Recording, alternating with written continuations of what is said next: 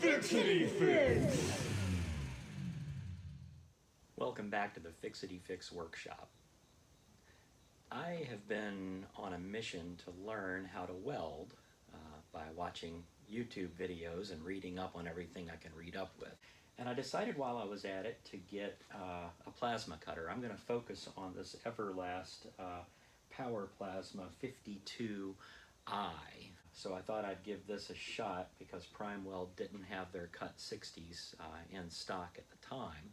By the way, I bought all this equipment. Nobody sponsors anything here. I've bought all my tools, so these are my opinions. This came mediocre packaging. Not anything near the level of packaging the PrimeWeld came in. My Everlast machine did not come with printed instructions. What it did come with was this stapled together 9th grade essay on how to work this thing. The English translation is very poor. There is one part that's pretty interesting. You get a brief introduction in part 1 here, operating conditions and safety, and then some stuff, and then when it gets to putting together the machine, you get a very convenient item 4 there, description of the erection. I don't know what you do in your workshop. You might find it helpful. Boy, turn the page and it gets very interesting, I'd imagine. I'm sort of afraid to. It was supposed to, if you look at the ads and the brochures, it's supposed to come with a pressure regulator and a water and oil trap. Well, it was sent with the lesser version that doesn't have the pressure regulator on it. My air compressor's upstairs, so to adjust even micro adjustments, I'd have to run up and down the stairs. I called customer service, and immediately the phone was picked up by probably one of the most rude individuals I've spoken to in their warranty and parts department. He was unwilling to make it right by sending the part that was advertised with the regulator and said, well, that was tough luck. That's the way they sent it. That's the way I had to deal with it, so I had to go buy one. I sent an email, and I got a prompt phone call back from one of the managers there named Alec. And Alec was nice and polite. However, he was not willing to send me the part that was advertised either.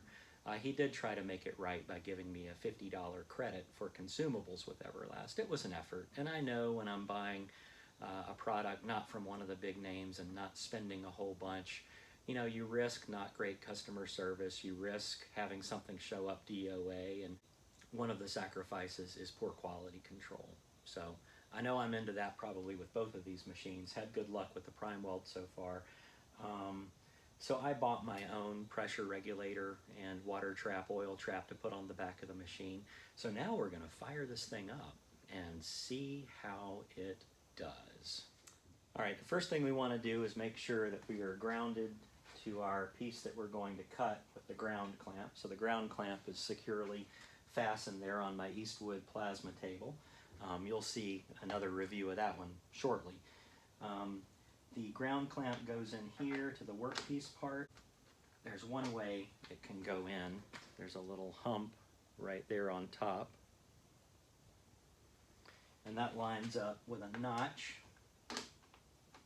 And you screw it down clockwise to get it in nice and tight. Similarly, for the torch, you've got to line up this hump with the notch on top on the part that says torch. Pretty simple. And then this screw it down pretty tight. Another selling point here was the IPT60 torch. I understand this is a really solid torch and uses easy to come by consumables. Everything's tight here. Everything's in the correct order. Did say it was tested at the factory. There is evidence that the torch had been fired in test because it had a little bit of black marking on it.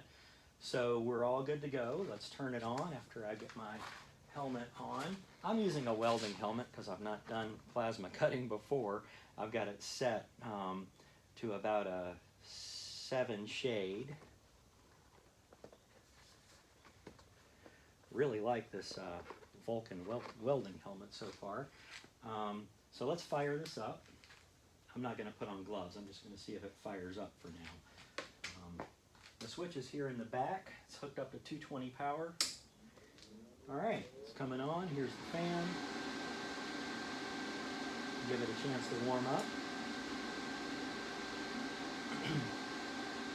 It turns on. That's a good sign. Okay, the air pressure coming in, the cutting pressure is 57.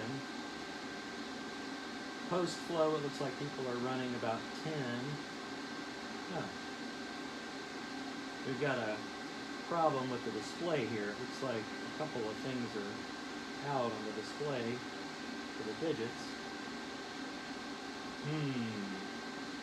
And we're getting an EO4 error code. Having studied those error codes, it looks like that is the torch not connected. The torch is connected, and everything's in order here. That's screwed down. Correct position. All right, there seems to be a problem with my torch. The instructions don't really give you much more information on it, so I'm going to have to tough it out and call tech support, which is listed as open during these hours. It says it's 9 to 5 Pacific Standard Time, so I'll give them a call and be right back. Well, another odd experience with Everlast tech support. I thought I'd give them a call. I was during their listed business hours, but I got no answer. I got a phone call back immediately from Alec, the manager. So, yeah, that's in the plus column. Alec let me know that in spite of what's listed in the manual, 9 to 5 Pacific Standard Time, I'm on the East Coast, by the way, they are running by East Coast hours. So, looks like I need to call back tomorrow.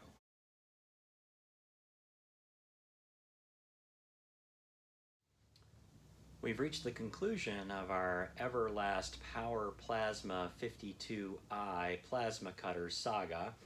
I emailed tech support at Everlast and had a helpful interaction with a technician named Mike K. What I was getting was an E04 error code here, so I couldn't set amps or move any further. Couldn't figure it out. There wasn't any instruction or helpful troubleshooting in the manual that I found online. And again, this machine came with no manual included in the first place. So there was the EO4 code, and then there were some missing legs in the digit display on the display here for post flow. So a few concerning items, along with the fact that the machine did not come with the regulator that was listed in the advertisement and in the manual, and that Everlast was just not willing to make that right. So Mike K emailed back a really helpful PDF service bulletin on the Euro connector, the part that goes into the machine for the torch. And it said that we needed to have 5 pins here in the connector. You can see this one only has 4. So it's missing all of the wiring and missing the entire connector for pin number 2 here. The options they offered were to have me return the defective torch. Once they got it in, they would send me a new torch, and I could try my luck with that one. Mike also said, hey, do you want to, I'll send you the part that you need and you can solder it in.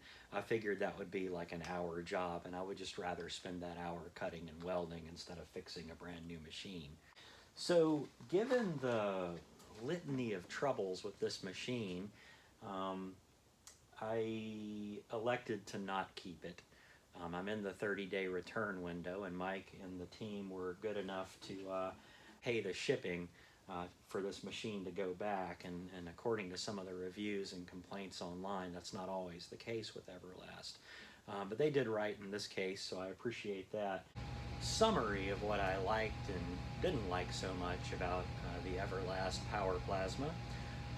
What attracted me to it, what I liked, was it was available at the time I wanted to order it, and I actually couldn't get the Cut 60 from Prime Weld at the time, so I went ahead and ordered this, and it did have a gouge mode, which is I think a good feature, although it did not come with the consumables for gouging, which is much more critical. Did like the cutting pressure feature here, where you get low versus high, and then right in the middle your cutting pressure has to be good for your amperage.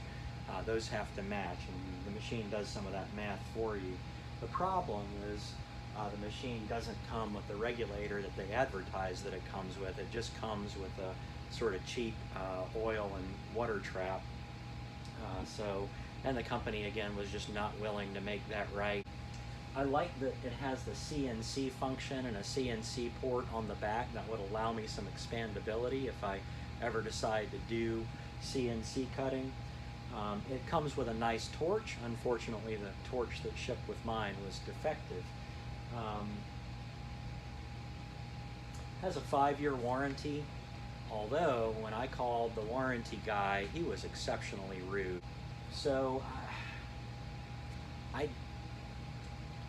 they took it back. They're paying shipping on the way back. That's a good thing. I'll update you when I finally get my money back on it. I am disappointed with my experience overall with Everlast. Thank you for watching. And if you find these videos helpful from Fixity-Fix, please hit subscribe and the like button. Thanks for joining. The solution to my problems with the Everlast machine is the Prime Weld Cut 60.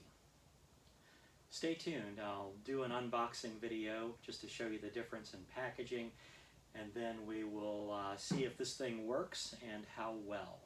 Thank you for watching Fixity-Fix.